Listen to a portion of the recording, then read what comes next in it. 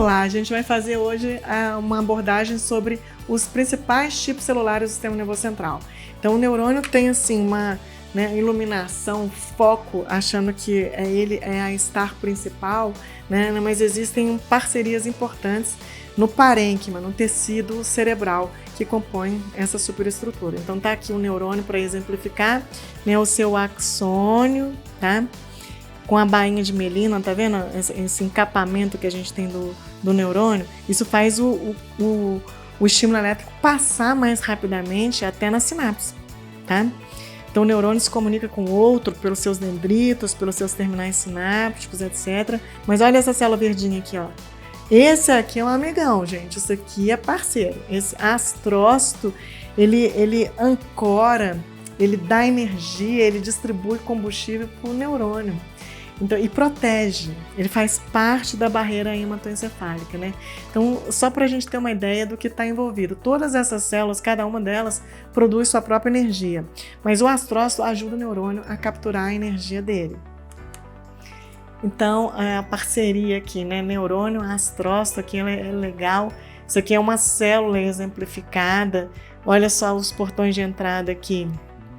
O GLUT3, né? O GLUT1, então o astrócito tem a porta de entrada dele, é o GLUT1, e o neurônio tem a porta de entrada da glicose, que é o GLUT3. Se essas portas estiverem emperradas, a glicose não entra. A glicose não entrando, não tem aproveitamento, esse neurônio vai ter dificuldade de formação de energia. Mas o neurônio é tão astuto que ele não depende tanto da glicose, não, sabe? Quem depende mais da glicose é o astrócito para fornecer outro tipo de via, né, de recebimento de energia, para que o neurônio não fique sem a sua energia.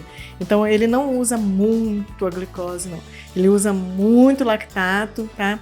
E ele tem pouca capacidade também de fazer beta-oxidação, ou seja, ele quebra pouco lipídio como fonte de energia. Ele já tem que receber um corpo cetônico já pronto, tá? Ou um lactato ou a glicose. E quem fornece tudo isso para o neurônio é o astrócito. Então, se o neurônio não está conseguindo, o astrócito consegue por ele. Então, essa parceria é importante a gente ter na cabeça, tá? Um ponto de atenção é essa enzima aqui que está sendo muito comentada, uma disfunção nessa molécula que leva a uma dificuldade de trânsito através dessas barreiras aqui, ó, celulares, tá vendo? É um transportador de lipoproteína. Então, o astrócito fica com dificuldade de entregar a lipoproteína para o neurônio poder usar já trabalhada. Então, quando a gente tem uma disfunção dessa enzima aqui, a gente tem perda da oferta energética para o neurônio a partir de uma lipoproteína, a partir de um colesterol, a partir de um ácido graxo, a partir de um corpo cetônico. E isso é uma enzima que está sendo muito estudada, essa apoenzima, principalmente a subforma 4, que está implicada na gênese do Alzheimer. Mas assim, antes de tudo, né, que acontece no Alzheimer, o distúrbio básico primário é uma disfunção da produção de energia, entendeu? Então a célula tem uma resistência à insulina e ela fica dependente de outros tipos de combustíveis, tanto do lactato, quanto do corpo cetônico, quanto de uma lipoproteína. E se ela tem essa dificuldade de translocação, de ser produzida e ofertar para o neurônio, aí o neurônio fica sem fonte de energia. Ele já tem uma resistência à insulina, resistência à entrada de glicose na célula, e se ele não receber outra fonte de energia, ele começa a sofrer. Então a gente começa a ter perda cognitiva, que é perda nada mais, nada menos do que da capacidade de processamento e da qualidade desse processamento de dados, tá? Então, tudo passa pela bioenergética. Ou você sabe, tá? Então, você ajuda ou você, né, peca na sua ajuda, deixa de ajudar tanto. Então, GLUT1 e GLUT3 são as portas de entrada da glicose na célula. No GLUT1, o astrócito, GLUT3, o neurônio, tá? A via da glicose, como a gente estudou em qualquer célula, tudo igual, tá? Glicólise acontece no citoplasma, tá vendo? Não entrou no mitocôndria, só entra na mitocôndria depois de juntada com o piruvato, acetilcoenzima A, aí entra na mitocôndria, mas é ciclo de Krebs, ó. ciclo do ácido tricarboxílico, que vai fazer a transferência de elétrons para a cadeia respiratória, que isso aqui está uma sigla em inglês, que é Electron Transport Chain, ou seja, cadeia de transportador de elétrons, para a gente produzir ATP. Então, se a gente tem falha nesses mecanismos de produção, igual eu falei, tudo que existe na vida, tudo, indústria, né, produção, comércio, etc., você tem que ter tudo produzido por uma linha de produção adequada, uma linha de distribuição e um consumidor final. Então, se tudo deu certo, mas o neurônio não consegue pôr uma glicose para dentro, ou ele não consegue aceitar um corpo cetônico, ele não consegue utilizar um piruvato, a gente tem um problema, tá? No funcionamento, na produção de energia, porque tudo isso vai acarretar numa necessidade de formação de ATP. E se a gente não tem, a gente começa a ter disfunção celular. Disfunção celular é a pior coisa que a gente tem, porque vai vir inflamação e a toda inflamação segue uma morte antecipada da célula, né, gente? A gente não é uma morte por apoptose, é uma morte por necrose, entendeu? Por déficit de oxigênio, déficit de fabricação de energia. Então vamos lá de novo, neurônio, GLUT3 é por onde entra a glicose, astrócito GLUT1 é por onde entra a glicose. O astrócito, ele faz lactato para o lactato entrar no neurônio. Olha lá, se faltar glicose ao neurônio, deu pau, essa porta de entrada aqui, o GLUT3 deu pau, ele ficou resistente à insulina, e pouco sensível à abertura da glicose para entrar. Então ele tem que receber outra fonte de energia, então ele recebe o quê? Lactato. Quem produz o lactato? O astrócito. O astrócito fabrica o lactato para ele, põe e o neurônio pega. E faz também ácido graxo, ou seja, o astrócito processa ácido graxo, tá? Ele faz a beta-oxidação aqui, ó, de lipídios e ele libera corpo cetônico. O corpo cetônico vai nutrir quem? Neurônio. Então, se faltar a glicose para o neurônio, ele não vai morrer, porque ele tem parceiros, entendeu? Ele tem amigos. Quem tem amigo tem tudo, né, gente? Então, olha lá, ó. Se faltou glicose por um problema no transportador, na porta, ele não pode morrer. Esse neurônio aqui, ele não pode morrer, não, gente. Ele tem que dar um jeito de fabricar a sua própria energia. Então, ele vai contar com um parceiro, astrócito, para fornecer lactato para ele, tá? E para fornecer corpos cetônicos para ele. Já que o neurônio não consegue fabricar corpo cetônico, o parceiro consegue, entendeu? Ele absorve o ácido graxo, faz a beta-oxidação, libera o corpo cetônico e o neurônio usa. Então ele dá um jeito de produzir a própria energia. Agora, isso aqui eu não vou falar não, porque isso aqui é micróglia, é outro tipo de célula imunológica. Mas eu queria falar da distribuição, do aporte energético entre astrócito e neurônio. Esse aqui é um grande parceiro em termos de fornecimento do que o neurônio precisa para funcionar legal e não morrer, né? Não perecer. Então aqui o astrócito de novo, essa célula que parece um astro e realmente ela é, tá? Aqui amplificada a membraninha dela, com a porta de entrada da glicose, que é GLUT1 no astrócito e GLUT3 no neurônio, tá? GLUT4 na musculatura e no tecido adiposo. Cada tecido tem um tipo de porta para a glicose. Fez a glicólise, entrou aqui no ciclo, na mitocôndria, tá? Na matriz mitocondrial, entrou no ciclo de Krebs, foi para a fosforilação oxidativa, produziu grande quantidade de ATP que já foi usado. Então o ATP já foi usado para fazer corpo cetônico, o cetônico liberou para o neurônio usar, tá? E também o piruvato, que pode ser formado no astrócito, ele forma lactato e o neurônio usa lactato. Aliás, o neurônio usa mais lactato do que glicose, você sabia disso? Isso é muito importante porque a gente pode fornecer como fonte de energia cerebral para um cérebro estressado, por exemplo. Pensa num paciente seu com uma demência de Alzheimer, pensa num paciente seu com uma ansiedade, uma crise de pânico, pensa num paciente seu com TDAH, pensa no TEA, pensa no Alzheimer, que está perdendo mielinização, esse neurônio está precisando de muita energia para manter a sua integridade funcional, né? Pensa nisso tudo e aí a gente está pensando automaticamente na bioenergética, porque esse cérebro está gastando mais energia do que deve. Então esse neurônio, para executar a função, né, de transmissão elétrica, formação de neurotransmissor e e sinalização para o próximo neurônio, ele vai ter comprometimento, porque ele está gastando mais energia do que deve, entendeu? Então o astrócito ajuda o fornecimento energético do neurônio, produzindo muito lactato e muito corpo cetônico, porque o neurônio já não consegue produzir isso. O astrócito é mais especializado nesse tipo de formação de energia auxiliar, tá? Então, aqui, a gente fala que o cérebro não armazena glicogênio, mas é o neurônio que não armazena, tá? O astrócito armazena glicogênio. Então, tem uma reserva de glicose ali se tudo falhar. Alguns segundos, né? Fornecem lactato e corpos cetônicos, tá? Beta-hidroxibutirato para a formação de ATP nos neurônios. Isso é muito importante, é o que a gente acabou de mostrar. E faz a beta-oxidação, ou seja, quebra lipídio. O neurônio não sabe quebrar lipídio, quase não tem habilidade para isso. Mas o astrócito tem, né? O astrócito pode quebrar lipídio para ele e fornecer corpos cetônicos, tá? Pode quebrar o lactato, pode fazer do piruvato, pode fazer um lactato e também fornecer energia extra para esse neurônio, ou seja, é um grande parceiro energético o astrócito. E o neurônio, a porta de entrada dele é o GLUT3, astrócito é GLUT1, musculatura e tecido adiposo é GLUT4. Então a glicose entrou, vai lá fazer a glicólise, forma o piruvato de novo entra na matriz mitocondrial, porque aí já entrou, já passa para ser uma parte aeróbica, né? Vai entrar no ciclo de Krebs, liberar elétrons para a fosforilação oxidativa com a grande produção de ATP.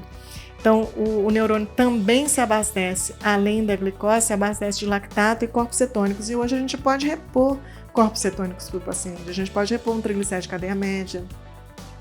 A gente pode repor o próprio beta-hidroxibutirato para o neurônio, ou seja, a gente é um neurônio resistente de um paciente com síndrome metabólica, né, com diabetes, ele tem um déficit de produção de energia cerebral e o grande aporte dele vai depender de corpos cetônicos e da produção de lactato do astrócito, tá? É um paciente resistente, é metabolicamente mais privado de energia, um paciente diabético ou com síndrome metabólica ou pré-diabético, ele não conta com essa via, então ele deposita praticamente toda a sua formação de ATP no aporte de lactato e corpos cetônicos, e a gente pode saber que a gente pode fazer essa via acontecer melhor, tá?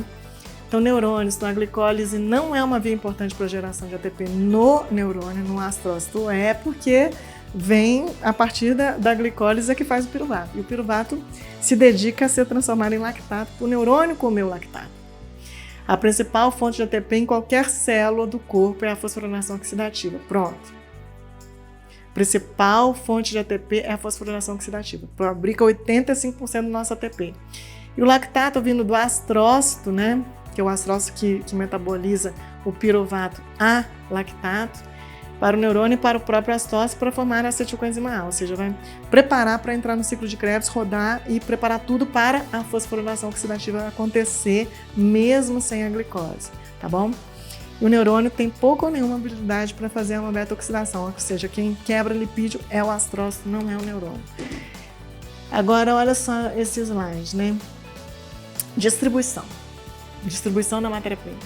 É sistema cardiovascular, tá? Então aqui a gente depende do tipo, da estrutura da circulação. Então você vê pequenas artérias, os capilares cerebrais que tem uma barreira, eles são envoltos por outro tipo de célula que dificulta que toxina do sangue, né, caia ou toque no neurônio. Então se a gente tem um problema aqui na circulação, gente, a gente já compromete a realização de energia por várias células do cérebro, tá? Então o astrócito vai perder também, ele não tem como ele capturar a glicose dele, não tem como ele capturar o ácido graxo dele, porque não tem circulação viável, né? Tá com ponte desabada, estrada esburacada, desabamento de asfalto, etc. Então não tem distribuição. Isso é muito importante porque a doença começa na microcirculação, tá? E se eu quero energia, eu preciso da distribuição da matéria-prima. Tá? Então, se eu tenho um problema vascular, uma hipertensãozinha, gente, não é uma hipertensãozinha não, tá? Uma hipertensãozinha pode ser aqui, uma pressão 16/9, né? 18/9,5 e tal, que a gente acha que é leve, 85 de diastólica, etc. Mas a microcirculação, ela está comprometida, tá? E o aporte energético para cada célula do corpo, imagine para o cérebro, está comprometido também. E se você estiver estressado, você tem constrição das arteríolas, ou seja, você tem mais disfunção ainda porque você tem vasoconstrição. E aí pronto, né? Aí você leva uma disfunção neuronal absurda porque o problema ocorreu na distribuição da matéria-prima produzida. Se tudo deu certo lá no tubo digestivo, né? Tem que pensar nisso tudo também. Então, barreira hematoencefálica. O que é isso, gente? É uma barreira, é uma dificuldade para que o sangue daqui chegue no astrócito, chegue no neurônio. Entendeu? Se tiver toxina nesse sangue, ele vai ter mais dificuldade para tocar as células importantes do sistema nervoso central. Então, para isso que serve uma barreira, ela dificulta, tá? E se a gente tiver comprometimento da barreira hematoencefálica, que é formada pelos astrócitos, pelos perícitos, aqui, ó, essas células em pé, né, pelos próprios astrócitos, formam células que dificultam a passagem de toxina até o neurônio. Então, é muito importante a gente assegurar que a gente não tenha falhas, furos nessa membrana hematoencefálica, porque a gente vai comprometer o funcionamento do parênquima cerebral, de astrócito, de neurônio e de micróglia. E a gente leva uma série de disfunções de uma simples falha de memória, né, de assimilação de conteúdo ou de recrutamento, etc., a uma doença mais grave, que é um câncer neurológico e tal, também derivam de alterações bioquímicas, tá? Na grande maioria das vezes. Então, o sistema de distribuição de combustível ele tem que estar perfeito para que esse combustível chegue lá. Então, doença de grandes vasos, aterosclerose, placa obstruindo, é lógico que vai ter mais dificuldade, ruptura de placa, né? Depósito de proteína amiloide, tudo que interfira na distribuição, não interessa se o asfalto quebrou, se o morro desmoronou, se a ponte caiu, não interessa que tipo de problema aconteceu. Mas aconteceu no sistema de distribuição de combustível. Então aí todas as células que dependem dessa distribuição, elas vão ficar comprometidas, né? Então você tem atrofia axonal, olha só para você ver, o axônio atrofiando, desmelinização, olha que maldade, né? A perda de bainha de mielina, como é que esse neurônio vai transmitir estímulo através do seu axônio? Difícil, né? Tá atrofiado, apoptose, morte prematura da injúria, e na hora que a gente vai ver numa ressonância, a gente já vê uma parte muito adiantada, porque a imagem ela pega mais atrasado, né? A imagem ela pega, tem que ter uma resolução suficiente para aparecer a imagem. Tudo acontece a nível bioquímico primeiro. O cérebro está mudando o tempo inteiro, né? Está mudando a cada segundo. Ele está se remodelando, o meu e o seu agora. Tá? Então, quando a gente tem, por exemplo, uma resposta estressora, né, imediata, então a gente tem imediatamente uma mudança cerebral, ou seja, a gente teve uma descarga de adrenalina, de noradrenalina imediata, aumentou o fluxo. Aí, se isso se perpetuar, eu vou ter que aumentar a acomodação. Então, na superfície do neurônio, eu tenho que ter receptores, né, para poder receber um estímulo de um neurônio para o outro, um neurotransmissor produzido para o outro, eu preciso de ter receptor. E se eu mantenho um estado de liberação constante de adrenalina e noradrenalina, eu vou desenvolver no neurônio que vai receber os comandos maior capacidade de acomodação daquela adrenalina e noradrenalina, ou seja, você acaba ficando cada vez mais hipervigilante, né? Então você teve uma mudança primeiro de fluxo bioquímico, logo depois você vai ter uma mudança de estrutura, né, de remodelagem de receptor, qual receptor que eu vou formar mais na superfície do neurônio, e depois você vai ter mudanças estruturais, que são vias neurais fortalecidas, que você tem uma área mais alargada, mais densa, né, com uma população sináptica maior, mais favorecida, e áreas mais atrofiadas, que foram podadas ou elas foram impedidas de receber algum tipo de fluxo, uma área de AVC, etc. E essas substâncias brancas a gente vê, a gente que mais vê laudo da ressonância, leucariose, e infartos laculares. E a gente, não, são pequenos infartinhos, entendeu? Não tem nada, comprometimento motor, não ficou, né, com déficit motor hemiplégico nem nada, então a gente desconsidera, tá? A verdade é essa.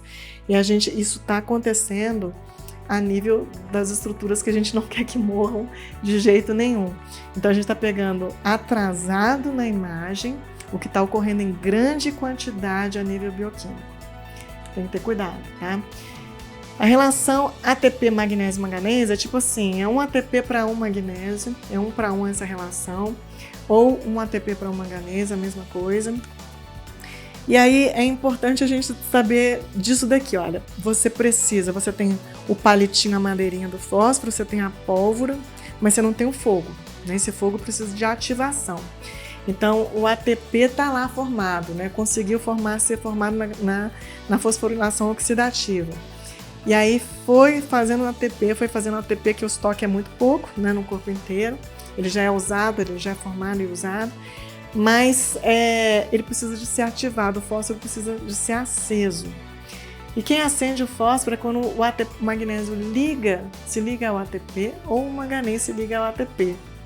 Olha só para você ver. Então, o magnésio, né, esses íons, eles estão na moda porque dão grande resultado. Então, se um médico não me passou, eu estou me instruindo, porque eu estou na era moderna, né? Eu estou vendo YouTube, eu estou pesquisando, eu estou vendo sites e tal, e todo mundo está falando que magnésio é bom, então eu vou usar também, gente.